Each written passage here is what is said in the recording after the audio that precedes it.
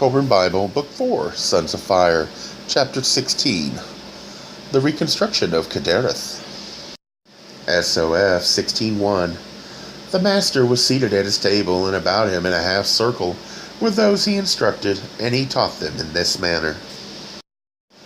SOF 16:2. My brothers, these are the ordinances of living and the laws which are the ordinances of men. No law, whether it be of the Supreme Spirit or of man, wholly produces happiness and causes no sorrow. So to be worthy and good, an ordinance or law must produce more contentment and happiness than it prevents. It must also prevent more sorrow and confusion than it produces, or it would be a work of wickedness and a memorial to the follies of men. SOF 16:3. Pleasure never comes unadulterated, and no form of goodness which man seeks to promote is unencumbered with restriction. Nonetheless, there is no form of goodness which is unproductive of happiness in the hands of those governed with wisdom. Joy and sorrow, pain and pleasure, success and failure are all molding processes operating on the spirits and natures of men. Neither of the opposites is of less importance than the other. SOF 16:4. These were the things taught. SOF 16:5. The nature of every person is different, and all tend to drift towards the circles which accord with their natures. Therefore we set a standard which not all will find acceptable, so that only those whose natures demand the best find our company congenial.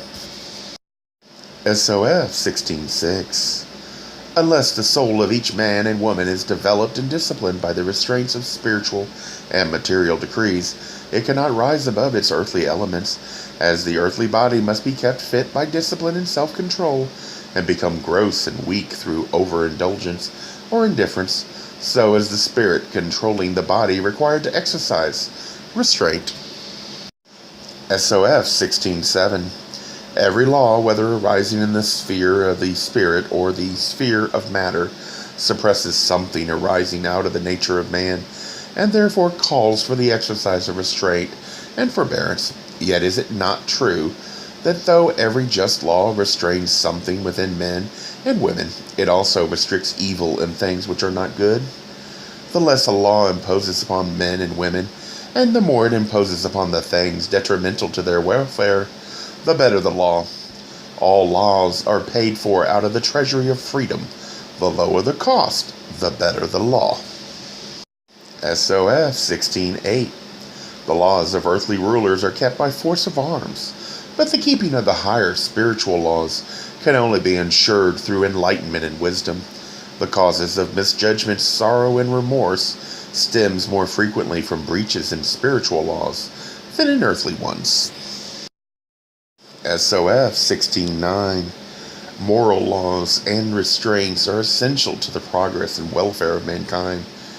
When passions are unrestricted and weaknesses unfenced by moral laws, various forms of vice and perversions become accepted and sap the stamina of nations.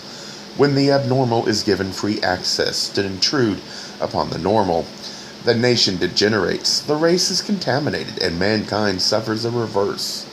The great law places an obligation upon mankind to improve itself.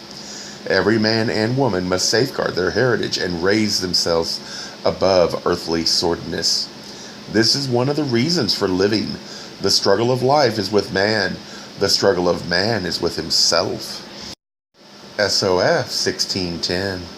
Wise leaders in every land and age have made laws restraining the weak and abnormal from satisfying their carnal appetites and immoral urges.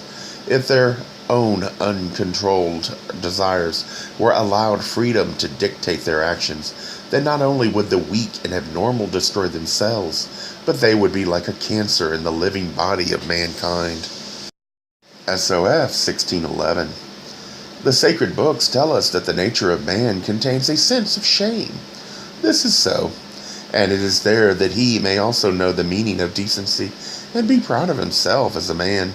It is there to make a better state known to him, a state of spiritual cleanliness and purity. SOF 16:12. Such knowledge does not come naturally to men, any more than good pastures come naturally to the husbandman. The city over the hill was founded in goodness, and its founders were not men who found pleasure in wickedness.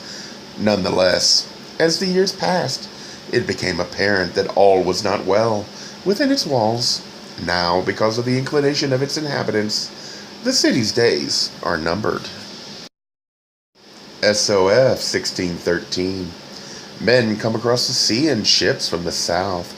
Brings things much sought after by the people who surround us, who go into the city to exchange the things they have caught or grown, or which have been dug out of the ground. Things are exchanged in the marketplace of the city, but they are for the enjoyment of the body, not the satisfaction of the soul. SOF 1614. Nonetheless, men will always be driven by their very natures to seek for and obtain things which do not satisfy any earthly appetite. Such things are those which delight the hearts of men by their beauty, or bring inward joy and contentment. Also, things which bring pleasure to loved ones, and things which inspire men to noble deeds, with all the earthliness of man. The things most sought and desired are those which stir the forces within the soul, and not the forces within the body.